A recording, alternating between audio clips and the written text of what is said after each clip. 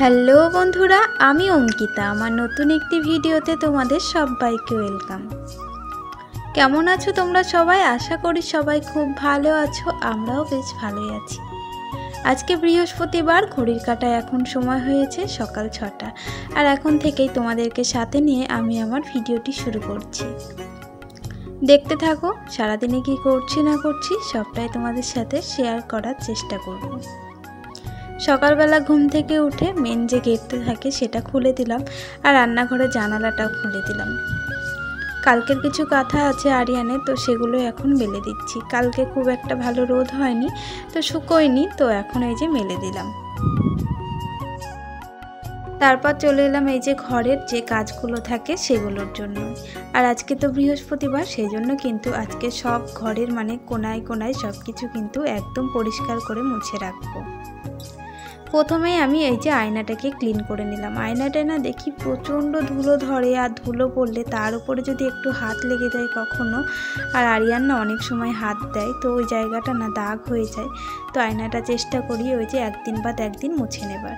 শুধু আয়না না, ওই যে ঘরের সব জিনিসই চেষ্টা করি একদিন ছাড়া ছাড়া মুছে নেবার। আসলে কি বলতো, প্রতিদিন না সম্ভব হয়ে ওঠে না। কালকে তো ঝুলটা ঝেড়ে নিয়েছি, কিন্তু জায়গাগুলো মোছা হয়েছিল না, তো আজকে আরিয়ানের যে জামা কাপড় থাকে সেই বাস্কেটটা শোকেসটাও কিন্তু মুছে নিলাম। সাথে ড্রয়ারটাও অগোছালো হয়েছিল, তো ওটাও ঠিক করে দিলাম। আর এদেরকে দেখো, এই যে দাগটা আছে এখানটায় আমার সিঁদুর, আরও অনেক কিছু থাকে, যেমন তেল থাকে, সিরাম থাকে, হেয়ার সিরাম, তো ওটাই থাকে। আর এই জায়গাটা এত নোংরা হয়েছে তো কি বলবো। তো প্রথমে ওই যে কলিন দিয়ে ওটাকে ভালো করে পরিষ্কার করে নিলাম, আর এখন ওই যে ওর উপরে যে জিনিসগুলো থাকে সেগুলোই এখন রেখে দেবো। আসলে এই জিনিসগুলো না সব সময় প্রতিদিন কিন্তু সময় সুযোগের জন্য হয়ে ওঠে না, কিন্তু যেদিন দেখি যে না হাতে সময় আছে সেই দিন কিন্তু এই কাজগুলো একদমই গুছিয়ে করার চেষ্টা করি। অন্যদিন হয়তো ওই যে ধুলোটা পড়ে সেটাই ঝেড়ে রেখে দিই, বাদ বাকি না এত ভালোভাবে ক্লিন করা হয়ে ওঠে না। কিন্তু আজকে দেখলাম হাতে বেশ খানিকটা সময় আছে, তো পরিষ্কার করে নিলাম। এখানে একটা ছোট্ট থালা রেখেছি, তার মধ্যে আমার সিঁদুর কৌটো, দুটো লিপস্টিক, কানের, আর ওই দুটো পাঁচ ক্লিপ থাকে, ওই ডেলি ইউজের জন্য না একটু ব্যবহার হয় আর কি।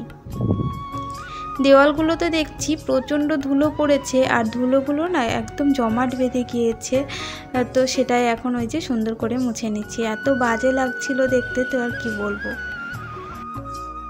আসলে রাস্তার ধারে যেহেতু বাড়িটা একদমই, তো তার জন্য কিন্তু প্রচণ্ড পরিমাণে ধুলো পড়ে। আমি কিন্তু 1-2 দিন ছাড়া ছাড়াই ঘরটাকে বেশ ভালোভাবে ক্লিন করি, তবুও দেখি প্রচণ্ড পরিমাণে ধুলো পড়ে। আর দরজাটা আমার দরকার ছিল, কালকে মোছারই দরকার ছিল, কিন্তু কালকে আর পরিষ্কার করা হয়নি। তার কারণ আরিয়ান সোনা ঘুম থেকে উঠে পড়েছিল, তো তারপর আর দরজাটাকে আমি পরিষ্কার করতে পারিনি, ধুলোগুলো পরিষ্কার করতে পারিনি। তো আজকে এই যে সকালবেলাটাই পরিষ্কার করে নিচ্ছি। আমার মনে হয় বৃহস্পতিবারের আগের দিন যদি ঘরের ঝুলটা ছেড়ে রাখি, আর এই যে ঘরের আনাচে কানাচে সব নোংরা যদি পরিষ্কার করে রাখি, তাহলে না অনেকটাই মনটাও ভালো থাকে।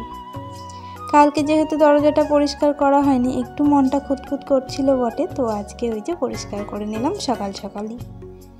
আর এই যে আমার ফ্রিজটা এই বারান্দা থাকার জন্য কিন্তু এত ধুলো পড়ে, সেটা আর কি বলবো।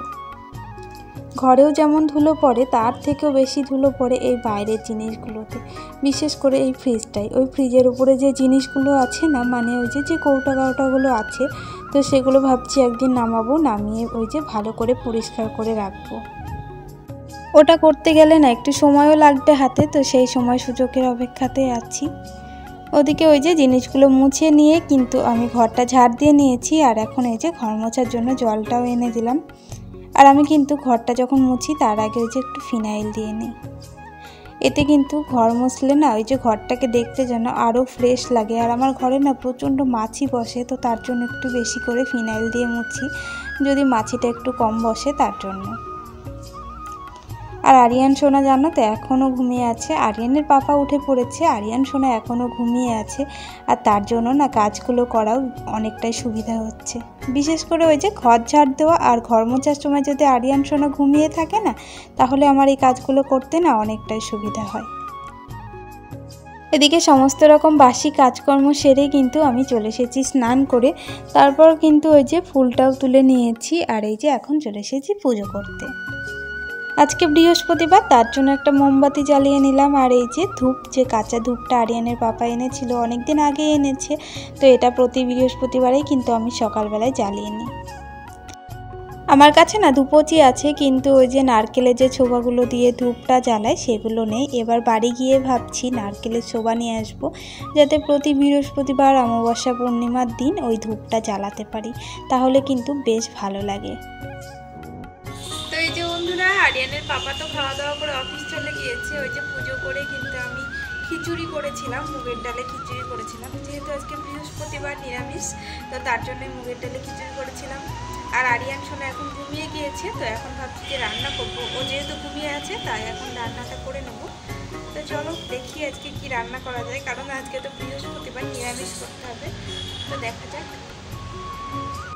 এর আগের দিন যখন আরিয়ানের বাবা সবজি বাজার করেছিল, তখন যে এই একটা লাউ এনেছিল, তো ভাবছি এই লাউটাকে আজকে রান্না করব।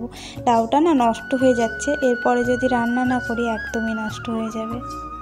আর এদিকে অনেকক্ষণ আগে আমি ভাতটাও চাপিয়ে দিয়েছি, দেখো ভাতটাও কিন্তু ফুটে গিয়েছে। চাল ধোয়ার যে প্রথম জলটা থাকে, সেই জলটা কিন্তু আমি একটা গ্লাসে রেখে দিই এই মানি প্ল্যান্ট দুটোতে দেওয়ার জন্য। আর চাল ধোয়ার জল যদি গাছে দেওয়া যায় না, তাহলে কিন্তু গাছ না খুব তাড়াতাড়ি বাড়ে। আজকে আর তেমন কিছু রান্না করব না, যেহেতু বৃহস্পতিবার, তো ভাবছি এই লাউ দিয়ে, আলু দিয়ে আর বড়ি দিয়ে একটা তরকারি করব, আর লাউয়ের যে খোসাটা আছে ওটা আলু দিয়ে ভাজা করব। আর যেহেতু মাসের শেষ, তো সেক্ষেত্রে না ঘরে সেরকম কিছু নিরামিষের জন্য বাজারও নেই। তো যাই হোক, এর মাঝে রান্নাবান্না তো কখনই কমপ্লিট হয়ে গিয়েছে। আর এখন কিন্তু দুপুরবেলা, তো এই যে খাবারটা নিয়ে নিয়েছি দুজনের জন্য। আর কি রান্না করেছি সেটা তো তোমাদের বললামই। আরিয়ানের পাপাও খাওয়া দাওয়া করে অফিস চলে গিয়েছে, ওই যে দুপুরবেলায় খেতে এসেছিল। তো অফিস চলে যাওয়ার পর বেশ কিছু জামা কাপড় আছে, ওই যে মঙ্গলবারের দিন ঘুরতে গিয়েছিলাম, তো সেই জামা কাপড়গুলো না এখনও তোলা হয়েছিল না। তো জামা কাপড়গুলো কিন্তু আমি ভাঁজ করে নিয়েছি, আর এখন এই যে শোকেজে এখন গুছিয়ে তুলে রাখছি। এই কাজগুলো জমে গেলে না আর করা হয় না, তো ভাবলাম যে না আর জমিয়ে রেখে লাভ নেই, কাজগুলো করে ফেলি। তো চলো, ভিডিওটি আর বেশি বড় করব না, ভিডিওটি আমি এখানেই শেষ করছি। সকলকে টাটা, সবাই ভালো থেকো।